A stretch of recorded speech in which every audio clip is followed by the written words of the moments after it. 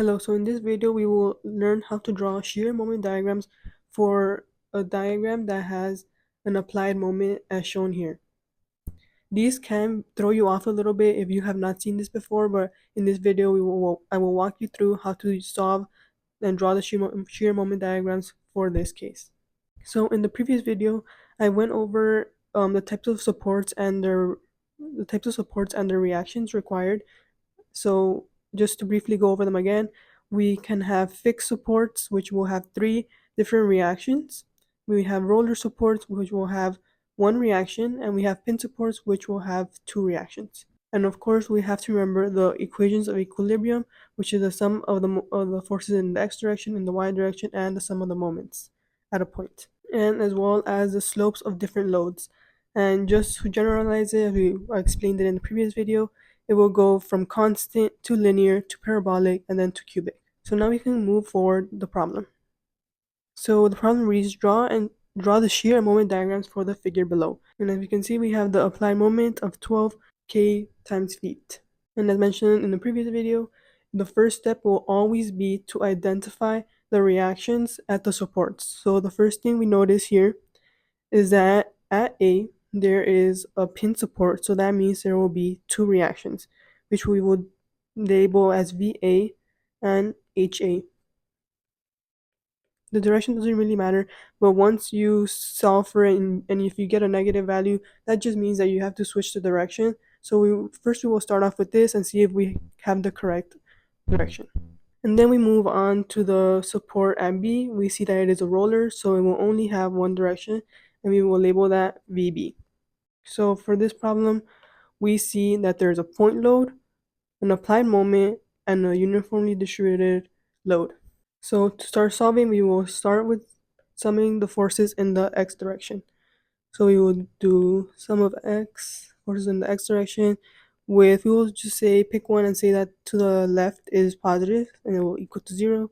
And as we move along the diagram in this direction, we see that the only horizontal force is the HA. So that means that the HA is equal to 0.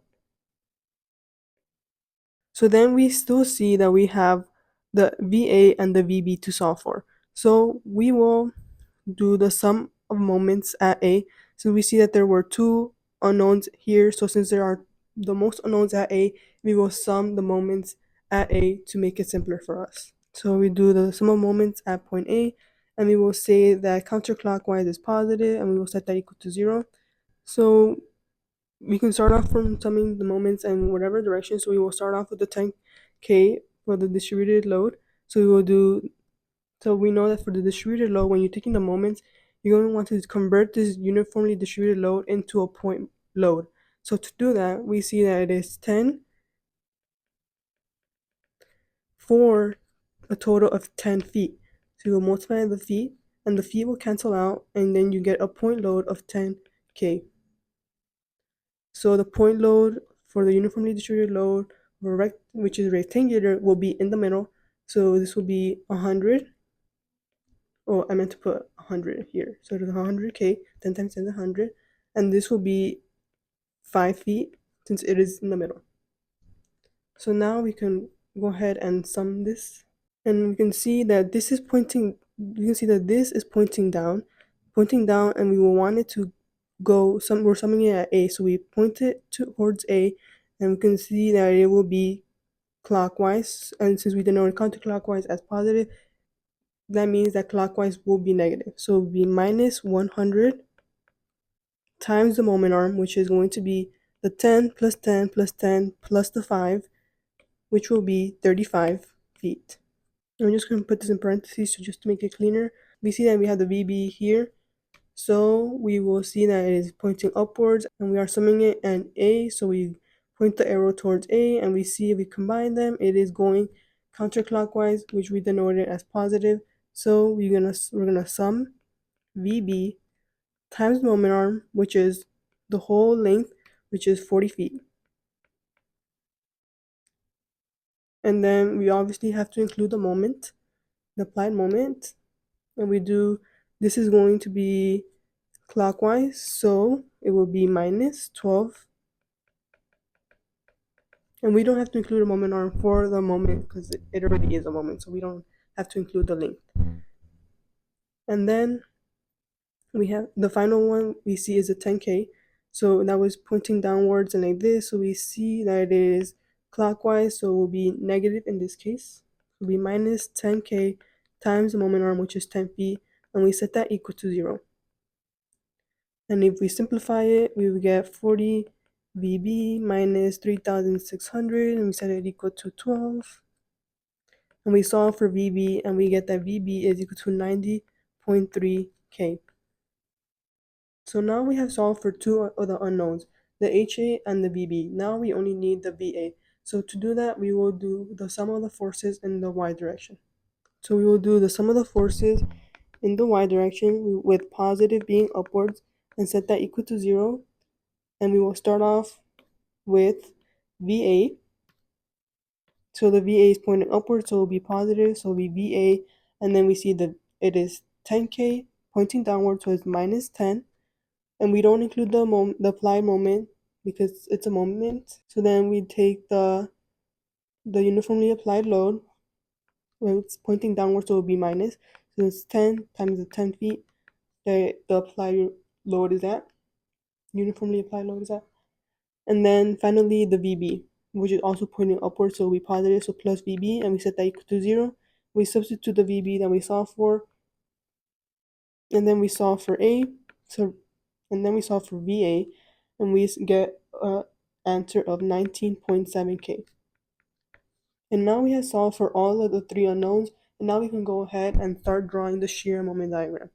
This will be for the shear, and this will be for the moment.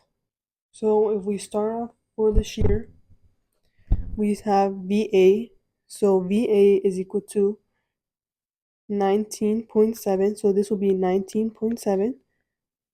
And then we see that there is no loads here, so that will be constant up until we reach to the 10 feet.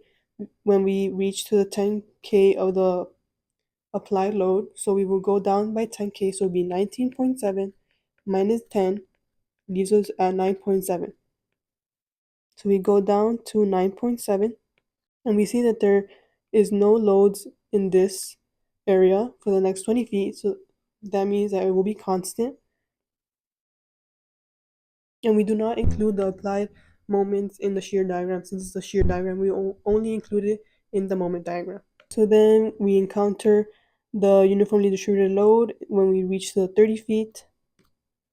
So we are 9.7, so then this is pointing downwards, so it will be minus the 100 since it's 10 times 10. And this will equal to 90.3, and that's negative. So since this is uniform distributed load, it will be linear for the shear until we reach to the 90.3. And then we solve for VB, and we found that VB is equal to 90.3. So we will go up by 90.3, and that will leave us at 0, which is where we want to be at the end of our shear diagram. So this will be our final shear diagram.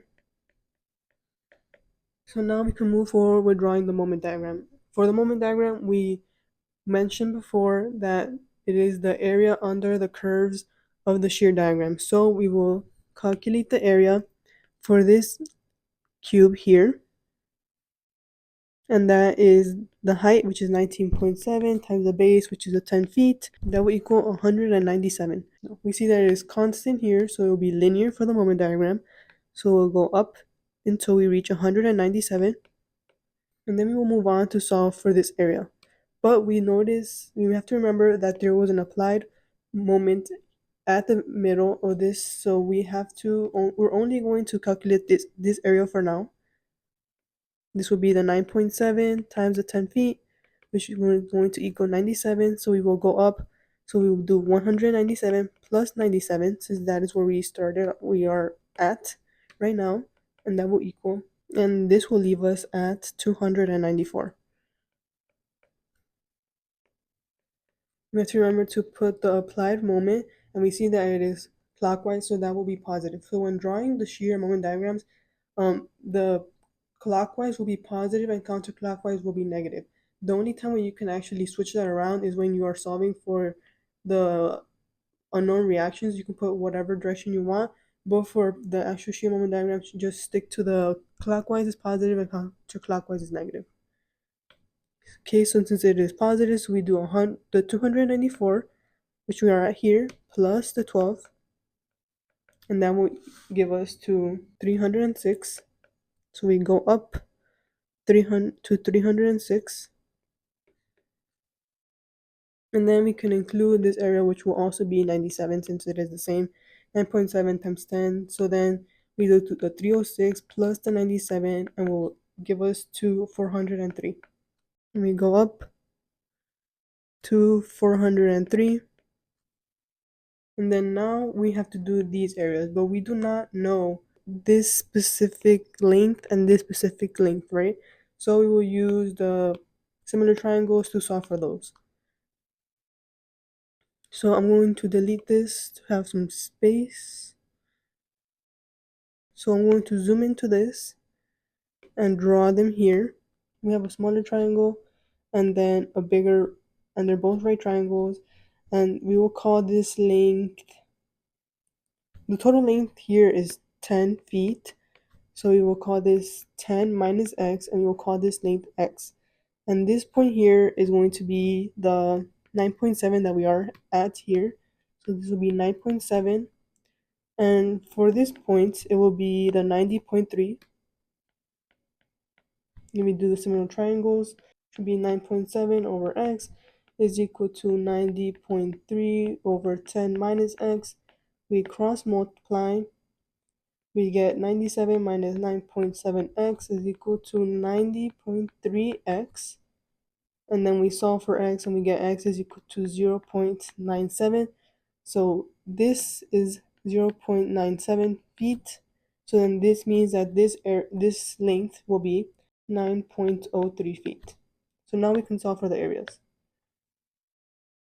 The area of the smaller triangle will be the 1/2 the base, which is the 0.97 feet that we calculated, times the height, which is the 9.7, and we get that is an area of 4.7045. I'm going to keep all the decimals because we're going to need it to add up to 0. Now we can use this to complete the moment diagram. And I know the moment diagram is kind of messy right now, but we'll just ignore that for now. And then we see that this is linear. This part is linear, so that means that for the moment diagram, this will be parabolic. And as we mentioned in the previous video, we see that the area is decreasing as we move to the right. So that means that the slope of the parabolic curve will have to be decreasing as well. That means that the curve will look something like this when we reach this point. This has to be parabolic, but it's not coming up. So it just has to come up with this shape right here. So when we add the 403 plus the area of the triangle, which was 4.7045, we get that this point is 407.7045, and then the area of this triangle here is getting kind of messy. So this is 100, this is 1/2 times the base, which we found to be the 9.03 here. So then it's 9.03 times the height, which is the 90.3. And that is an area of 407.7045. And this is obviously in the bottom, so that means that it is negative shear. So that means that we will go down. So what is 407.7045 minus this is going to be 0. So this leaves us at 0. And since this is also linear, we will see that the area is increasing. So as we move to the right, so that means that the slope of the parabolic line will have to be increasing as well. It will look something like this. It's more closely it will be like this, but and it will end up at 0. Let me clean this diagram up a little bit. So this is the final shear and moment diagram for this problem. So we have positive, positive, positive shear here, and then we have negative shear here, and then this whole thing is a positive moment diagram. So this is the final answer for this problem. I hope this helped to draw the shear moment diagrams for the applied moments. And you can see it is pretty similar to those problems that we saw before, but now it's just the main difference is when drawing the moment diagram, you just have to remember to add or subtract the applied moment. Thank you.